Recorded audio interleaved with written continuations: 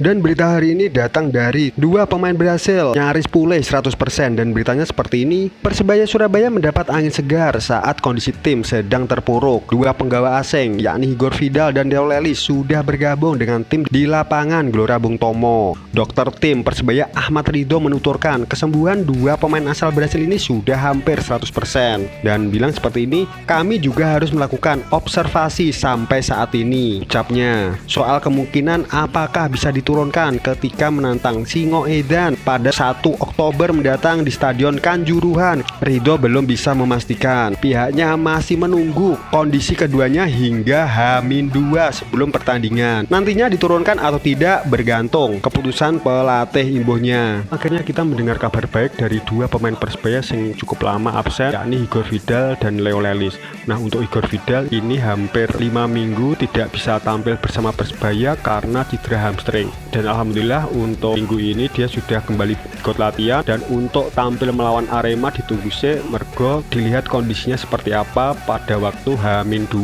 Begitu juga dengan Leo Lelis, dia hampir 3 minggu sama hamstring, dan besar harapannya awake dhewe dua pemain ini bisa tampil membela Persebaya di partai melawan Arema. Tapi nek saumpamane memang belum bisa ditampilkan, ditunggu aja sampai kedua pemain ini benar-benar siap dan kondisi sing fit saat membela Persebaya. Semoga yang terbaik bagi para pemain yang cedera dan Persebaya untuk laga-laga selanjutnya, terutama laga melawan Arema Malang. Yang terbaik wae kanggo Persebaya untuk kedepannya. Dan kita selanjutnya pernyataan Kotaji yang persiapan melawan Arema, dan beritanya seperti ini. Pelatih Persebaya Aji Santoso membenarkan jika Vidal dan Leo Lelis sudah bisa ikut latihan, tapi dia belum bisa memastikan apakah Vidal dan Leo Lelis bakal dimainkan atau tidak. Banyak faktor yang harus dipenuhi keduanya jika ingin masuk skuad melawan Arema. Tapi di luar itu, pria asal Kabupaten Malang tersebut saat ini masih fokus pada skuad yang ada. Skuad tanpa 3 pemain lokal yang sedang dipanggil timnas Indonesia untuk menjalani FIFA Matchday, yakni Koko Ari, Marcel Ferdinand, dan Rizky Ridho.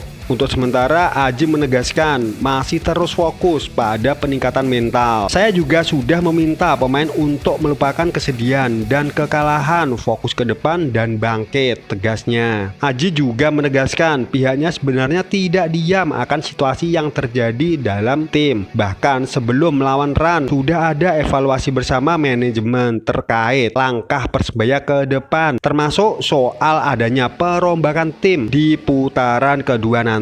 Dan yang pasti saat ini Kotaji hanya fokus mengoptimalkan skuad yang ada untuk menyelesaikan sisa pertandingan putaran pertama. Bonek juga harus lebih memahami situasi dan sabar. Yang jelas langkah-langkah sudah kami siapkan. Dan terkait ini Altabalah menambahkan, ini momen kebangkitan tim, menjaga asa, kami ingin memutus tren negatif, ucapnya. Nah, Kotaji menyikapinya seperti itu. Kotaji sadar bahwa yang terjadi di putaran pertama ini ada yang gak beres, dan insya Allah Kotaji gak mau berbicara terlalu panjang lebar, tapi sudah ancang-ancang lah untuk langkah-langkah yang harus dipersiapkan jelang putaran kedua. Untuk sementara ini yang bisa dilakukan Kotaji hanya bisa mengoptimalkan pasukannya, tetap maksimal saat putaran pertama ini selesai. Didoakan wae semoga para pemain bisa fokus, bisa tetap semangat, dan tidak ada pergantian-pergantian sing aneh-aneh terkait dengan putaran kedua nanti. Semoga para pemain ini bisa tampil optimal, tambah mantap, tambah bagus,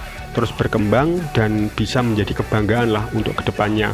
Apapun itu, kita tetap optimis, kita tetap mendukung lah untuk bangkitan Persebaya di pekan-pekan yang akan datang. Yang terbaik baik kanggo Persebaya untuk kedepannya, dan salam satu nyali. Wani sebelumnya, assalamualaikum warahmatullahi wabarakatuh.